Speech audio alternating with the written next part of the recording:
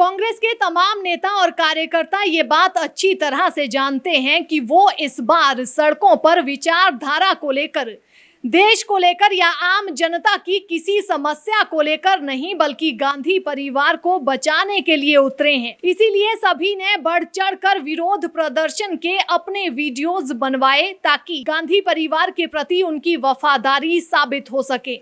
इससे पहले आपने कांग्रेस के इतने बड़े बड़े नेताओं को इतनी एकता और शिद्दत के साथ बड़े से बड़े चुनावों में भी सड़कों पर निकलते नहीं देखा होगा।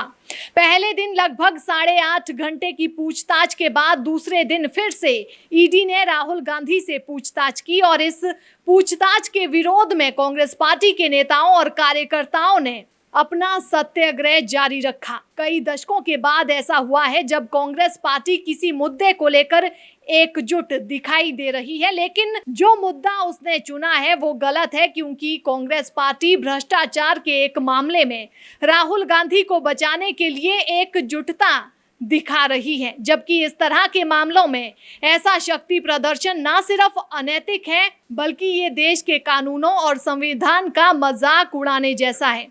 जो लोग मान चुके थे कि कांग्रेस सड़कों पर बिछकर विरोध प्रदर्शन नहीं कर सकती, वे जरूर हैरान हुए होंगे, क्योंकि देश के करीब 25 राज्यों में कांग्रेस के बड़े छोटे नेता वातानुकूलित माहौल को छोड़कर चिलचिलाती गर्मी में सड़कों पर उतर आए। लगभग बिछने वाली मुद्रा में विरोध प्रदर्शन हुए, हिरासत में गए और अंततः सत्याग्रह का आह्वान किया गया। ये सत्याग्रह किसी राष्ट्रीय समस्या या मुद्दे पर नहीं था, बल्कि कांग्रेस सांसद राहुल गांधी को मानसिक समर्थन देने और उनका मनोबल बढ़ाने के लिए था। यह साबित हो गया है कि कांग्रेस गांधी परिवार की है और उसके लिए सत्याग्रह कर सकती है।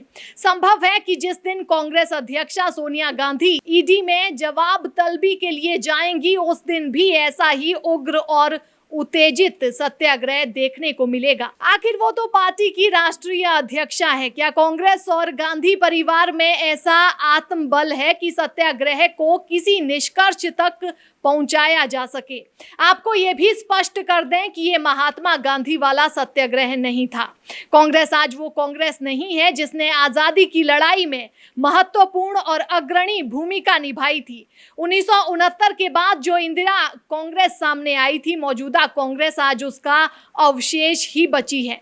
आज की कांग्रेस सिर्फ गांधी परिवार तक ही सीमित है। सवाल है कि ईडी ने राहुल गांधी से पूछताछ करने के लिए समन भेजा था, तो कांग्रेस किसके लिए और क्यों सत्याग्रह करने सड़कों पर उतर आई? कांग्रेस ने मुद्रास्फीति, बेरोजगारी, नुपुर शर्मा प्रकरण, बुलडोजरी विध्वंस, रुपए का अवमूल्यन जैसे महत्वपूर्ण मुद्दों पर राष्ट्रीय सत्याग्रह का आह्वान नहीं किया।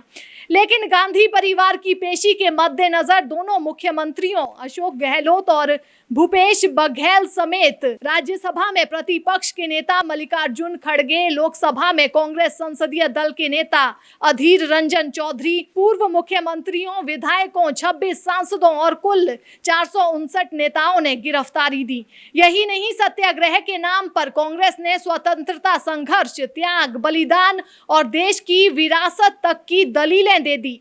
बहरहाल नेशनल हेराल्ड अखबार चलाने वाली कंपनी यंग इंडियन कंपनी करीब 9 करोड़ शेयरों का स्थानांतरण, अखबार पर 90 करोड़ का कर्ज, कांग्रेस पार्टी द्वारा ऋण देना और कांग्रेस द्वारा ही कर्ज को माफ कर देना, सोनिया राहुल गांधी के नाम 76% शेयर और कुल मिलाकर 2000 करोड़ रुपए की संपत्तियों पर गांधी परिवार का परोक्ष स्वामित्व पर ईडी को जो जांच करनी है, उसे इस तरह के सत्याग्रह के जरिए दबाया या फिर खारिज नहीं किया जा सकता। आज कांग्रेस इन मामलों को झूठ करार दे रही है। उसका बुनियादी आरोप है कि केंद्र की मोदी सरकार जांच एजेंसियों का दुरुपयोग कर रही है। राजनीतिक खुन्नस निकाली जा रही है, क्योंकि राहुल गांधी सरकार को बेनकाब करते हैं। राहुल गांधी सरकार के खिलाफ विपक्ष की सबसे बुलंद आवाज है, ये मानना कांग्रेस का है। कांग्रेस ने भी 55 साल इस देश पर राज किया है। यही जांच एजेंसियां उसके माथत काम करती थी। क्या पुराने चिट्ठे खोले जाएं कि कांग्रेस सरकारों ने ईडी, सीबीआई और आयकर का कितना दुरुपयोग किया था। कांग्रेस शासित राज्यों के मुख्यमंत्री भी दिल्ली में डटे रहे, यानी ये नेता अपने राज्यों का सारा कामकाज छोड़कर दिल्ली में इसीलिए डटे हुए हैं ताकि वे राहुल गांधी के प्रति अपनी वफादारी को साबित कर सकें। और इन नेताओं ने भी पिछले कुछ वर्षों में कभी जनता के मुद्दों को लेकर इस तरह से सड़कों पर सत्याग्रह नहीं किया।